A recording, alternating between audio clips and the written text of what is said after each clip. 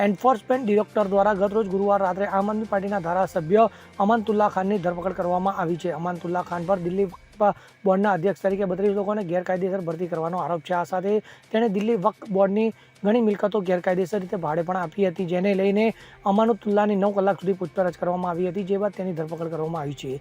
મહત્વનું છે કે તપાસ દરમિયાન અમાનતુલ્લાના નજીકના સહયોગીના સ્થળો પરથી રોકડ મળી આવી હતી.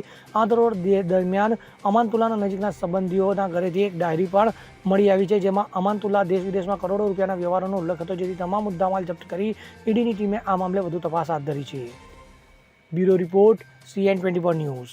હવે જુઓ દેશ દુનિયાની તમામ ખબરો તમારી આંગળીના ટેરવે. ઉઠાવો મોબાઈલ અને Google Play Store પરથી ડાઉનલોડ કરો અમારી CN24 ન્યૂઝ મોબાઈલ એપ.